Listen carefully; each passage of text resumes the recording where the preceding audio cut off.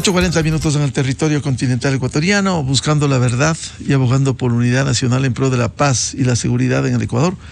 Queremos dar la bienvenida en la revista de Opinión Democracia a la señora canciller Gabriela Sommerfeld. Le invitamos para hablar de algunos temas de interés. Hablaremos del juicio político, vemos lo que sucede en la Asamblea Nacional, atropellando todo, dando espacio a presuntos delincuentes que están en la cárcel, abogando por la impunidad, por la búsqueda de la salida de quienes tienen sentencias condenatorias ejecutoriadas y que tienen otros procesos por presuntas irregularidades, como es el caso de un ex vicepresidente de la República. Al final abogan por eso, y este es un ámbito judicial. Ahora, en el tema internacional, quiero empezar antes de ir al juicio político, los resultados del gabinete binacional con el Perú, que vimos que hubo algunos acuerdos. ¿Cómo terminó este gabinete binacional? Bienvenida a la ministra Sommerfeld. Muy buenos días con todos. Para mí es un gusto verdadero estar aquí, compartir esta mañana con los ciudadanos. El día de ayer fue un día bastante especial donde se vio una hermandad, una buena vecindad, ánimos de cooperación, de colaboración, realidades entre dos pueblos hermanos que son Perú y Ecuador. Con el gabinete binacional, con la bilateral que mantuvieron los dos presidentes, tanto de Ecuador como Perú, se ratificó esto. Un resultado bastante bueno. Revisamos el plan de acción Ecuador-Perú del 2024, del 2022 al 2024, que se ha cumplido un 75%. Se firmó el nuevo plan de acción binacional 2024-2026, que tiene varios capítulos, 6 capítulos de materia de comercio, inversiones, seguridad y defensa, medio ambiente y desarrollo sostenible, seguridad energética y minería, trabajo social, transporte, integración del tránsito marítimo, aéreo, fluvial y terrestre. Y también se firmó un acuerdo de trabajo para resaltar y trabajar por la importancia de generar empleo joven para una población tan joven como la que mantenemos entre los dos países. Después de eso, el alcalde de la ciudad de Lima le entregó las llaves de la ciudad al presidente Noboa, y sus palabras fueron muy reconfortantes y gratificantes al ver que nuestro presidente es reconocido a nivel internacional por lo que hace el día de hoy por el país, desprendidamente, luchando con fuerza contra la impunidad, contra la corrupción, contra el crimen organizado transnacional, que nos secuestró a los 18 millones de ecuatorianos que perdimos las oportunidades de trabajo, que nos tenían vacunados, que nos tenían violentados permanentemente. Tal vez la memoria es corta, no recordamos lo que sucedía en el mes de diciembre o enero, cuando a las 6 de la tarde todo el mundo se tenía que guardar en su casa, no importa dónde vivía en el Ecuador. Los negocios tenían que pagar una vacuna para poder seguir en marcha. Millones de ecuatorianos migrando, cientos de miles de ecuatorianos migrando, no importaba si era por el Darién, en vuelos, en barcos, en lo que sea, buscando seguridad por primera vez fuera del Ecuador. Siempre habían buscado empleo, esta vez seguridad fuera del Ecuador. Las cifras son el claro resultado del accionar y del compromiso del presidente y su gabinete y diferentes instituciones que han trabajado en conjunto para que el Ecuador vuelva a tener esperanza, paz, seguridad. Cuando yo digo son 7 meses de gobierno, todo lo logrado. No podemos separarnos los que queremos un verdadero país sano, de oportunidades, de trabajo. No podemos desintegrarnos, tenemos que mantenernos tan unidos como estuvimos en el mes de enero, porque se está trabajando duro contra lo que acabo de decir: impunidad, corrupción, crimen organizado transnacional, que por cierto crea muchas olas y tenemos que estar tomados de la mano para poder pasarlas. Señora canciller, ¿cuál ha sido la respuesta de Perú en estos acuerdos y cómo pudiera profundizarse estas relaciones con el país vecino? Como mencioné, la reunión de ayer, la binacional, es el resultado de un permanente trabajo diario, porque la comunicación y la interacción entre diferentes instituciones, ahí están todo el gabinete involucrado. Por eso viajó una comisión grande, porque fueron recibidos por sus pares. vamos trabajando y vamos avanzando. Temas de minería son importantísimos, medio ambiente, comercio, inversión. Por ejemplo, en conectividad se habla de una mayor conexión a través de las vías terrestres, a través de las vías aéreas. Se van a integrar nuevas ciudades a los vuelos regionales con tratamiento de vuelos domésticos, lo cual es importantísimo a favor de la ciudadanía, a reducir costos. Se va a reactivar el número de visitantes, sea por comercio, por turismo, y esto es importante para ambos países. Pero hay un tema que está sobre la mesa, de la cual la presidenta del Perú y el presidente Noboa coinciden plenamente en identificar cuáles son las principales amenazas de la región a través de los grupos criminales y de todos sus negocios y actividades conexas, como es la minería ilegal, la trata de personas, el lavado de activos, etcétera, etcétera, y las soluciones para esto en materia de seguridad y defensa. Es de compartir inteligencia, de trabajar en conjunto, de tener actividades coordinadas y acciones coordinadas, tácticas en momentos que así lo demandan los estados. Y hay una voluntad férrea por defender la democracia, el Estado de Derecho en nuestros países, en la región, y esto es importante. Vamos al tema que nos trae internamente.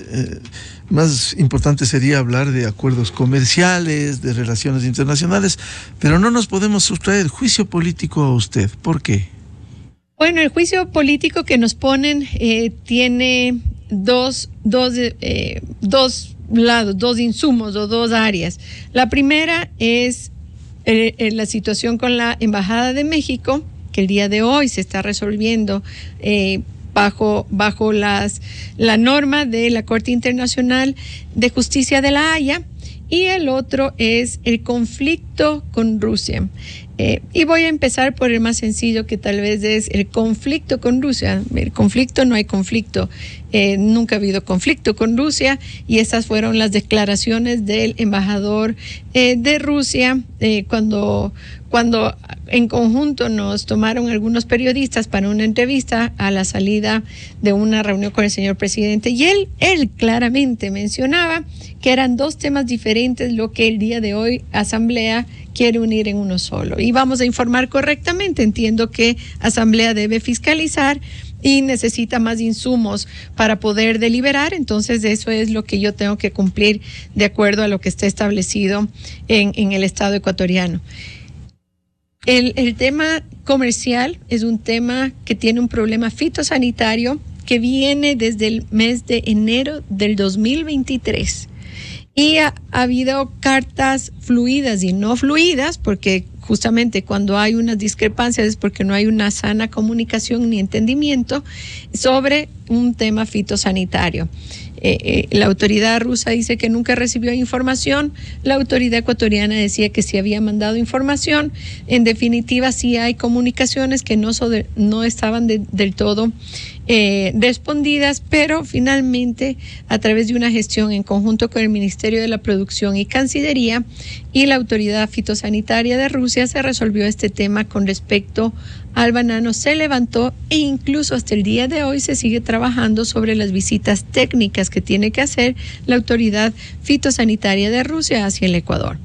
Por otro lado, había una discrepancia sobre un material bélico que se pretendía enviar por necesidad del Ecuador a Estados Unidos en intercambio de equipamiento que permita combatir lo que el día de hoy se encuentra combatiendo el Ecuador internamente. Es decir, equipamiento que sea útil versus equipamiento que estaba sin utilizarse muchísimo tiempo y ya no era útil, no es útil para el Estado ecuatoriano. Eso lo tendrá también que determinar el ministro de Defensa. Y se había llegado a esta negociación no en este gobierno, en el gobierno pasado. Nosotros, como un gobierno que respeta los acuerdos, lo que estábamos haciendo era cumplir con lo que el gobierno pasado había dejado ejecutando. Sin embargo, a través de unas declaraciones, cuando se dice que este equipamiento iba para Ucrania, el presidente Noboa dice que el Ecuador no se puede meter en conflictos armados internacionales y se detiene cualquier tipo de envío de armamento hacia Estados Unidos, con lo cual el Ecuador ya no hace el intercambio del equipamiento que nuestras fuerzas de seguridad sí necesitan. Es un costo alto para el Ecuador, pero también es importante que el Ecuador no intervenga en conflictos armados internacionales. De hecho, ahora que hemos viajado a Suiza hace unas semanas, la posición del Ecuador es que se necesita un diálogo entre ambas naciones. Fuimos para el llamado de buscar paz para Ucrania, y la posición del Ecuador fue que necesitábamos que ambas naciones se sienten en una mesa y se resuelva esto a través del diálogo amigable, amistoso, reconociendo las partes, cualquier tema que se tenga que reconocer, porque se inicie un diálogo de las partes en una mesa. El otro tema que nos llama la Asamblea es sobre lo que el Ecuador viene defendiendo.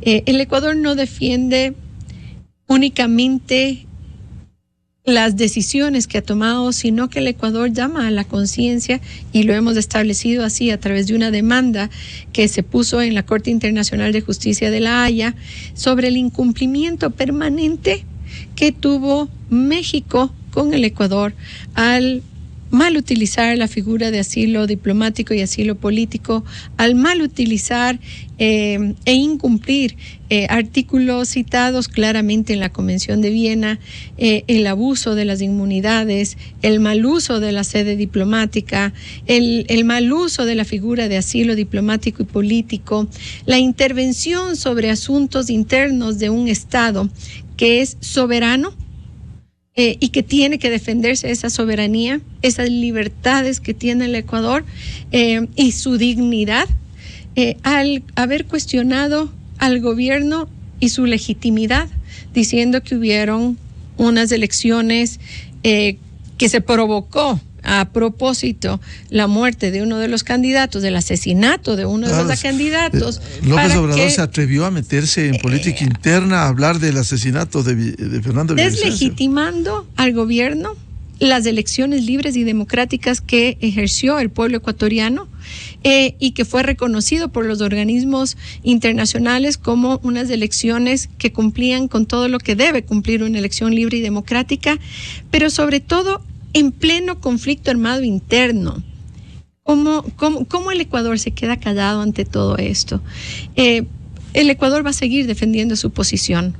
Somos un país que tiene que defender su soberanía, su dignidad, su libertad, su sistema de justicia. No podemos dejar que terceros países intervengan sobre nuestro sistema de justicia, obstaculicen la justicia y se pretenda que el Ecuador se quede con los brazos cruzados mirando cómo se le trata a nuestra soberanía, a nuestro país. Ahora, la Asamblea tiene una de sus dos obligaciones, legislar y fiscalizar. Se está reconocida la fiscalización, el juicio político, la interpelación. Sin embargo, ¿no ve usted una actitud sesgada de sectores que se sienten afectados por la prisión de un condenado por la justicia ecuatoriana, dos sentencias condenatorias como el señor Glass, cuando ayer hablan, se solidarizan con la familia que fue secuestrada? Quisiera que nos comente eso, incluso un acuerdo con cerca de 90 votos en la Asamblea. ¿Qué están pensando? ¿Se solucionó esto? Bueno, sí, lo de ayer fue algo increíble. Primero porque se exhorta a Cancillería a que trabaje sobre un caso, porque se dice que no hemos trabajado, de secuestro de una familia ecuatoriana que lamentablemente fue secuestrada en México. Tal vez no conocen la responsabilidad de todos los funcionarios que hay dentro de Cancillería, que estamos permanentemente velando por los ecuatorianos, se encuentren por donde se encuentren, dentro y fuera del Ecuador, en las materias que son competencia de Cancillería. Más de casi 10 días vamos trabajando en este caso, con éxito, porque activamos a nuestro consulado en Phoenix, Houston, Guatemala, que estuvieron en permanente contacto con nuestras autoridades del Viceministerio de Movilidad Humana, que ha liderado este caso excepcionalmente bien, comentando y entregando información a Cancillería de cómo se encontraba esta situación. Nuestro consulado en Estados Unidos activó también a las autoridades de Estados Unidos, al FBI, para que nos ayuden en este caso de secuestro. Nuestro consulado en Phoenix se contactó con Fiscalía en Chihuahua, en México, para que nos ayude en la ubicación de esta familia, y con éxito el día de ayer fueron liberados. Ayer mismo a los familiares se les manifestó que estábamos listos para ayudarles a que regresen al Ecuador si es su voluntad, porque no podemos obligar a que regresen al Ecuador. Sin embargo de que tuvimos personas mencionándoles de esto a diferentes asambleístas dentro de la asamblea antes de la votación, que era un caso resuelto, se hizo caso omiso. ¿Qué se quiso mostrar con esta votación de 90 votos en la asamblea sobre un caso resuelto? Lo que hay que preguntarse aquí es si de verdad está haciendo un uso eficiente del tiempo las diferentes personas que estaban exhortando esto, haciendo caso omiso a lo que la misma institución estaba reportando a través de los asambleístas que no les dieron la palabra para que puedan explicar que estaba tratándose y gastando tiempo sobre un caso resuelto, cuando en realidad lo que deberíamos estar es unidos todos los poderes del Estado, incluido asamblea, porque he invitado yo a algunos asambleístas a que vengan y trabajen junto Cancillería para parar la migración irregular, ilegal, que a través de los grupos delincuenciales que están organizados internacionalmente mienten a nuestra población, engañan a nuestra población, hacen que salgan de forma riesgosa del país, son violados, son mutilados, regresan, si es que regresan con vida, con traumas psicológicos inmensos, son secuestrados y como saben cuál es la familia que está en el Ecuador, piden más y más y más, mayor cantidad de dinero, son extorsionados, sobre todo porque saben que hay una moneda acá fuerte y el ecuatoriano es blanco primero entre los migrantes que están cruzando hacia el norte por el Darién o por diferentes países centroamericanos, diferentes tipos de transporte lo utilizan. Eso es lo que tenemos que trabajar en unidad, todas las instituciones del Estado. A nivel internacional, Cancillería tiene acuerdos para trabajar con las diferentes agencias de Naciones Unidas, OIM, ACNUR, con Estados Unidos y los países latinoamericanos que estamos involucrados en esta diáspora latinoamericana donde nuestra población busca seguridad y oportunidades de empleo, de trabajo, de superación, de supervivencia. Eso es lo que tenemos que trabajar. Señora Canciller, ¿no ve más allá del juicio político una acción concertada, incluso con el gobierno mexicano? Hay que decirlo, en consultas con la canciller Bárcena, que ellos quieren emblemáticamente, perdóneme, la cabeza de la canciller para exhibirla internacionalmente de que supuestamente el gobierno ecuatoriano estuvo equivocado y trasladar esto al trámite en la Corte Internacional de Justicia sobre lo que ellos buscan, impunidad y la libertad de Jorge Glass? Sería gravísimo que el objetivo sea ese, porque la competencia de la Asamblea es fiscalizar, no ser juez, porque esta no es competencia de determinar si es correcto o no en la Asamblea. Esto es materia de la Corte Internacional de Justicia y es del organismo donde ya está, tanto así que Naciones Unidas, que mandan un escrito que solicitan que se expulse al Ecuador de Naciones Unidas, claramente menciona que esta no es materia de la Asamblea General de Naciones Unidas, que esta es materia de la Corte Internacional de Justicia en La Haya, donde ya existen 2 demandas.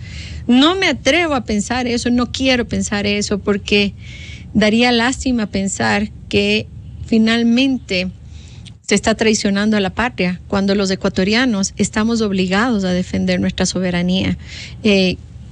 Ojalá a mí también me dame la Asamblea en México para que yo dé mi versión de los hechos, como se le ha pedido que entregue la versión de los hechos a la canciller mexicana en contra del Ecuador. ¿Qué tiene que ver Asamblea? La canciller en un juicio político, la canciller mexicana? Esas son las grandes incógnitas que quedan. Yo entiendo, y como persona respetuosa de la independencia de los poderes del Estado para buscar la transparencia y eficiencia del Estado, siempre he dicho, estoy lista para responder todas las cartas que a diario me llegan solicitando información de la Asamblea. Hay un equipo dedicado solo a eso dentro de Cancillería para atender las veces que me llamen en las comisiones. Siempre les invito a trabajar en conjunto. Abrimos toda la información de forma transparente porque creemos que estamos siendo eficientes en el uso de los recursos y que hay una gestión buena que lo tiene que juzgar la ciudadanía, no mi persona ni mi equipo. Pero creemos porque entregamos soluciones oportunas del día de hoy. Y por supuesto voy a atender el juicio político porque es una de las herramientas que legítimamente tiene la Asamblea para fiscalizar a las autoridades. Con gusto voy a ir a entregar toda la información. Porque ya hay antecedentes de lo que hubo ya cuando usted compareciera a la Comisión de Fiscalización con la ministra del Interior, Mónica Palencia. Siempre manteniendo el respeto hacia los ecuatorianos y la ciudadanía. Quien merece nuestro respeto son los ciudadanos y la ciudadanía, que son finalmente quienes van a juzgar nuestro actuar. A ellos nos debemos, no nos tenemos que olvidar, y tampoco nos tenemos que olvidar que el poder es efímero. Entonces, con los piecitos en la tierra, con la mente clara de saber que tenemos una responsabilidad frente a la Asamblea y que es nuestra obligación y que ellos están cumpliendo también con sus funciones, vamos a ir a defender lo actuado por el gobierno ecuatoriano en base a toda la normativa, desde la Constitución hacia abajo y la normativa internacional que respalda nuestro actuar. Será importante, señora Canciller, explicar y convencer a sectores legislativos, los que pudieran estar en duda, no así a los sectores que ya están plenamente identificados, la Revolución Ciudadana, el Partido Social Cristiano, que han tomado en los prolegómenos de un proceso electoral, han tomado partido e irse contra la institución, contra la canciller, convencer al resto de bloques, hacer entender que en juego no está un juicio político simple, sino está de por medio la imagen internacional, que es lo que busca este sector que quiere conseguir los votos del resto. Yo creo que mi obligación va a ser entregar la información suficiente para que cada asambleísta pueda decidir sobre su voto, pero también es importante el poder ciudadano.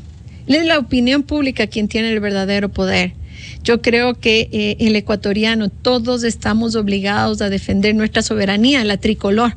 Todos estamos obligados a respetar nuestros símbolos patrios, la bandera, el escudo y por supuesto el actuar del Ecuador, sus autoridades, cuando se trata de defender la soberanía, la dignidad del Estado. Nosotros, dentro de la Ley Orgánica de Servicio Exterior, en el artículo 1, estamos obligados a velar por estos conceptos que le acabo de decir: la soberanía, la dignidad, la libertad, la independencia del Estado ecuatoriano frente a organismos internacionales y cualquier tercer país. Bien, muchas gracias a la señora canciller Gabriela Sommerfield, aquí en la revista de Opinión Democracia. Antes de concluir y dar paso al segmento Clarito Está de los economistas Vicente Albornoz y Sebastián Oleas, quiero recomendar este sábado 8 horas por ExaFM, Democracia M y Democracia TV, el programa Controversia en Escena. Vamos a analizar el último estado de excepción decretado por el presidente Noboa, el conflicto armado interno que vive el Ecuador y cómo afrontar con éxito la inseguridad y la violencia. Están invitados el general Luis Altamirano, académico, excomandante general del Ejército, la magíster Maritza Velastegui, docente e investigadora del Centro de Estudios y Pensamiento Estratégico de la Universidad de Fuerzas Armadas, y el doctor Daniel Pontón, analista y académico de la Universidad de Posgrado IAEN. A los miles de seguidores de la revista de Opinión Democracia, les deseamos un feliz viernes, feliz fin de semana. Dios mediante, volveremos el próximo lunes a seguir contribuyendo en la búsqueda de la verdad. Ya viene el segmento Clarito Está con Vicente Albornoz y Sebastián Oleas. A la revista informativa Democracia llegan Vicente Albornoz y Sebastián Oleas, conocidos como Los Explicadores, para presentarnos